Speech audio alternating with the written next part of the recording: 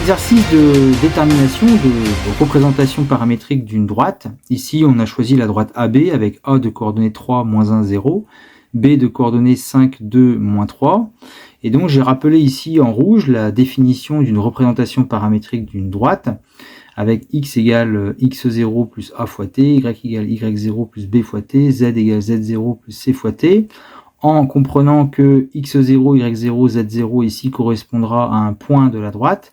Les coordonnées ABC seront les coordonnées d'un vecteur directeur de la droite considéré, et ne pas oublier que x, y et z correspondent aux coordonnées d'un point qui est sur la droite AB, et ne pas oublier à la fin de bien préciser que T appartient à l'ensemble des réels.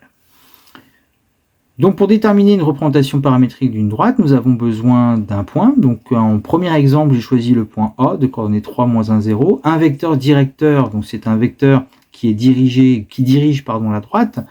Donc premier vecteur directeur le plus simple possible, on va prendre le vecteur AB. De coordonnées 2, 3, moins 3, puisqu'on fait 5 moins 3, ça fait 2, donc 5 moins 3, ça fait 2, 2 moins 1, ça fait 3, et moins 3, moins 0, ça fait moins 3.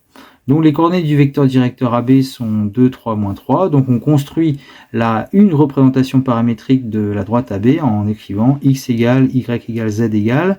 Puis vient ici les coordonnées du point A, donc 3, moins 1, 0. Et plus ensuite, devant le paramètre t, on multiplie le paramètre par les coordonnées du vecteur AB. Donc on voit bien 2, 3, moins 3, les coordonnées du vecteur directeur AB. Et on n'oublie pas de préciser que t appartient à l'ensemble des réels. Deuxième possibilité de représentation paramétrique, et c'est là qu'on va voir qu'il y en a une infinité en fait des représentations paramétriques d'une droite. J'ai choisi cette fois-ci le point B de coordonnées 5, 2, moins 3. J'ai gardé le même vecteur directeur. On obtient alors, pour représentation paramétrique de cette droite, x égale 5 plus 2k, y égale 2 plus 3k, z égale moins 3 3k. On récupère ici les coordonnées du point B, et devant le paramètre k, les coordonnées du vecteur directeur ici choisi, à savoir le vecteur AB. Ne pas oublier que dès qu'on change de point ou même de vecteur directeur, on doit changer le paramètre. Là, je vous conseille d'ailleurs de regarder la vidéo que je mets à l'écran, dans laquelle on a expliqué justement pourquoi il fallait changer la lettre du paramètre. Donc là, j'ai pris le paramètre K avec K appartenant à R. Troisième exemple de représentation paramétrique pour cette même droite, je reprends le point A, mais je choisis maintenant comme vecteur directeur un vecteur collinéaire au vecteur AB. J'ai pris moins 3 fois le vecteur AB, qui est donc un vecteur directeur aussi, puisqu'il est collinéaire au vecteur AB.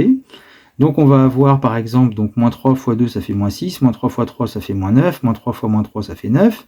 Et donc dans cette nouvelle représentation paramétrique, on va avoir le point A qui se situe ici, en colonne, et devant le nouveau paramètre, là j'ai mis T', on va avoir les coordonnées du vecteur directeur choisi ici, moins 6, moins 9 et 9.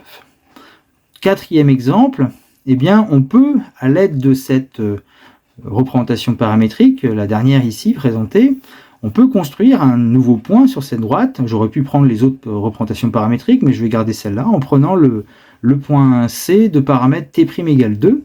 Donc on remplace T' par 2. On fait les calculs. 3 moins 6 fois 2, ça fait moins 9. Moins 1 moins 9 fois 2, ça va nous faire moins 19. Et 9 fois 2, ça nous fait 18. On remplace le paramètre T' par 2. Et on obtient ici un nouveau point. Donc le point C de coordonnées moins 9, moins 19, 18. Je choisis maintenant comme vecteur directeur le vecteur 2 fois AB, qui est bien collinéaire au vecteur de départ AB, qui est bien un vecteur directeur de la droite AB, qui va donner maintenant 4, 6, moins 6. Le vecteur AB, il est ici. Si on multiplie tout par 2, ça fait bien 4, 6, moins 6. Donc nous arrivons maintenant, dans ce quatrième exemple, avec une représentation paramétrique de cette droite AB où j'ai placé le point C, qui est un point de la droite AB.